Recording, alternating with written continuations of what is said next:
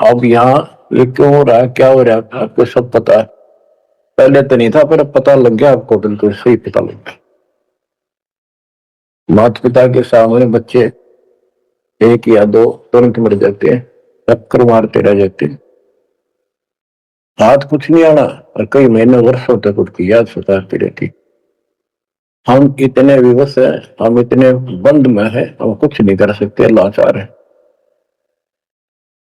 एक राष्ट्रपति किसी देश का या प्रधानमंत्री या अन्य कोई शख्स मानता अपने आप को, उसका इकलौता बेटा मर गया, प्रधानमंत्री, टक्कर मारा वो टक्कर, और उसके पहले जब आकाश में बोल थी उसकी टूटी, साथ में आकाश में रहा था, उसका दिमाग धरती पर पटक दिया।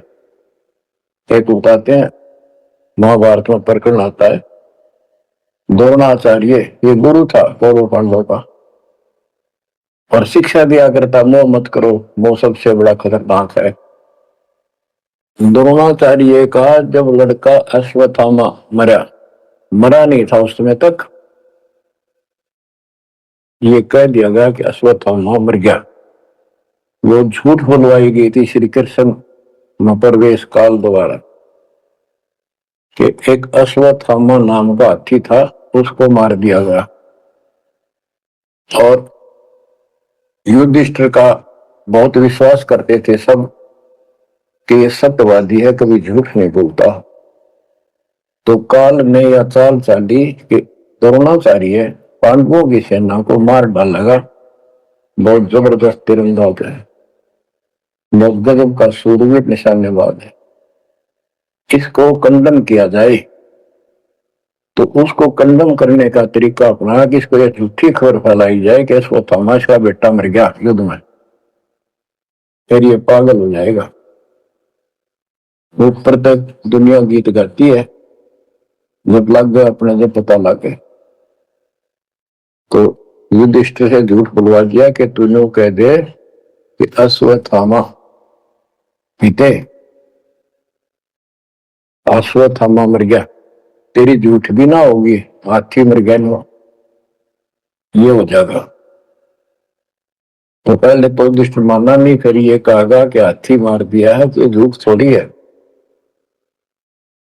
झूठ तो थी है, नहीं थोड़ा, पहले हम छोटे से थे तो मुंह कहते, अरे झूठ बोली तो ना पाप लगेगा, बोला ना, उंगली पर उंगली चढ़ा कर बोली थी, ये कौन पाप लगा। यानी अपने फार्मूले हैं, पाप तो लगेगा। तो सब ने कहा कि आपका बेटा अश्वत्थामा मर गया, रोना चाहिए। तो बोला नहीं, मेरा बेटा नहीं मर सकता, नहीं मर सकता, उसको मारने की हिम्मत किसी में नहीं है। कि युधिष्ठिर कह देगा तो मैं मान जाऊंगा।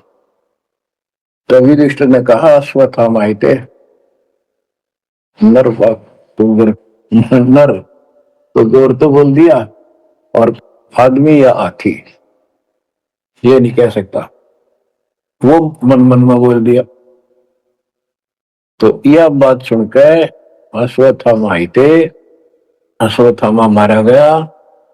आगे कड़ा सुना था द्रोणाचार्य नरवा कुंवर कह गया, इतना पागल में ढाल हो गया, टक्कर मारा, कति कंडम हो गया, उसने हथियार भी नहीं उठा उससे।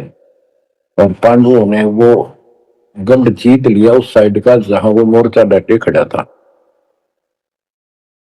तो बच्चों, ये मोह इतना जबरदस्त है, जीव के बस का नहीं है, पर बनता कुछ नहीं, बचाओ कुछ नहीं। तो इसका बचाओ अब है तो ज्ञान हो, ये ज्ञान जो दास बता रहा है, ये आपके हृदय जच जा कति, ये कुछ भी अपना नहीं है, 100 की 100 साची है, पर मन मानना तैयार नहीं, आत्मा को दबाए रखा है। ये सब काल आहार हमसे पैदा कराया जाता है, जैसे कसाई बकरे पालता है, कसाई बकरे पालता है, उनके लिए चरागाह बनाता है, सुंदर तालाब बनाता है पानी पीने के लिए, उनके लिए छाया गर्मी सर्दी ओलों से बचने के लिए शेड डालता है। पहले झोंपड़ी डाला करती थी घास फूस के लकड़ी से, अब तीनों का सेट बनाते, पंखे लगा के। और ये समझो कि जैसे कसाई ने 3 पाली रखे हैं नौकर, एक बकरे मोल लाके वहां छोड़ता है, दूसरा उनकी पालन पोषण करता है, और तीसरा उनमें से निकाल के और अपने कटवा देता, बेच देते हैं, कसाई को सौंप देता है। ये प्रोसीजर है यहाँ पर। जैसे कसाई कभी कभी आता रहता है, बकरों को देखता है, संभालता है, तो उनके कमर पे हाथ मारता है, शरीर पे, और वो उसको अपना एक बहुत हमदर्द मित्र मानते हैं, मालिक मानते हैं। देखो हमारे को कितनी सुविधा दे रखी है, पानी का, घास का, गर्मी सर्दी से बचने का। वो देखता तो हाथ मार के ऐसे है कि ये कितनी कीमत का हो गया, कितना मांस है इसमें। और वो समझते ये प्यार करे हमारे से, कसाई लाड करता है, वो भी उसको प्रतिफल में जीभ से चाटते हैं, उसका हाथ प्यार करते हैं। और कई कई तो उसके ऊपर पैर फैला के उसको प्यार देना चाहते, सीने से लगाना चाहते हैं। बकरे ऐसा पशु भी प्यार देते हैं, उसको अपना मानते हैं। वो देख रहा है इसमें मांस कितना है, और नौकरों को बता देता है इनको निकाल लो। उसका कोई रहम नहीं है, कितना लाड करो, कितने उसके गुण, उसने उद्देश्य यही है, मतलब यही था उनको पालने का। कबीर साहब कहते खाई खुराक का, पहन पोशाक का, यम का बकरा पलता है। या बढ़िया बढ़िया माल खा के और सुंदर सुंदर कपड़े, ड्रेस, कटबट फैंसी के कपड़े, ये पहनेंगे वो पहनेंगे। कहते खाई खुराक का, पहन पोशाक का, यम का बकरा पड़ता है। काल के बकरे पड़न लग रहे हो तुम। इन बातों को बच्चों अच्छी तरह हृदय में बैठा लो, एक कोने में।